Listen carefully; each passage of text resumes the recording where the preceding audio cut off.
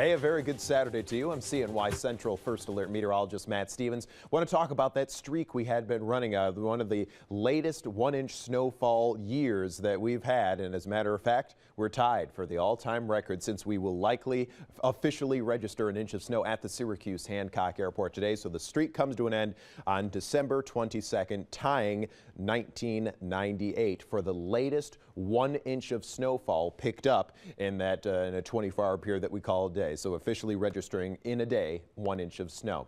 So to be fair, we would typically have quite a bit more snow by this point of the season. We are still lacking. We are also watching another streak, days without 1 inch of snow, so the actual streak length itself, and we fell just 1 day shy of the all-time record that was set back in 2009, because yesterday, remember, December 21st, through December 21st, we did not pick up an inch of snow, so that's why we could include it in the total. But today, December 22nd, we're likely getting an inch of snow, so we can't include that in the record, so we're just shy of the record, 286 days, which is still pretty impressive without snow. A little closer look at the numbers now. Snowfall to date. So far this year, we've picked up 3.3 inches of snow. That will likely change as we get the new data in for today. But the point is, I want to show you, we still have a pretty significant deficit going on. Last year at this time, we only had 1.7 inches of snow. Typically by this time of the season, we'd have 31.8, so almost 32 inches of snow is what we would typically have by this part of December. So we have a pretty significant deficit. Another way of saying it, we would normally have 10 times as much snow as we do right now, usually by this time of the season.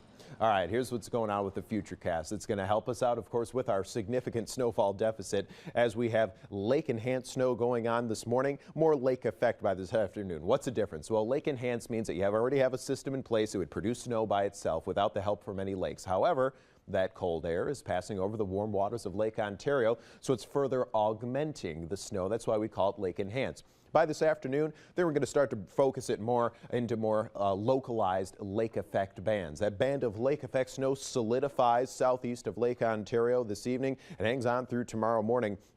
Could end up with some localized near whiteout conditions overnight once again and into first thing tomorrow morning. I'm also looking for this, and our Futurecast picks up on that upstream connection to Georgian Bay. That would suggest to me a further augmenting of the snowfall totals, and we'll talk about those totals in just a moment. Futurecast run out through midday Sunday. Watch the band. I think that drifts up to the east end of Lake Ontario by late in the day. And then through Sunday evening, I'm suspecting that that band is mainly to the east of Lake Ontario, may drift back down southeast of the lake by first thing Monday morning, but it should be dying out by that point, as I think we just have too much dry air around. So wind chills in the teens and 20s today with periods of snow blowing and drifting, likely windy. Our actual high is probably around 31 or 32 degrees, but I do not believe it really feels that way. So 4 to 7 localized inches possible. That means not everybody sees it. Remember, 4 to 7 possible in the deep blue shading, light blue shading, 2 to 5 inches. Breezy, and we're into snow and snow showers late tonight. Likely going to have temperatures dropping down to the mid-20s overnight. New localized 4 to 7 inches possible in this deep blue shading. And yes, that includes downtown Syracuse. 2 to 4 inches possible in the light blue shading. And again, highly localized whenever you're talking about this kind of lake effect snow. Here's your 7-day. 25 our low tonight, 35 and breezy for Sunday. A few flurries and snow showers lingering southeast of the lake and then sliding to the east end of the lake by the end of the day.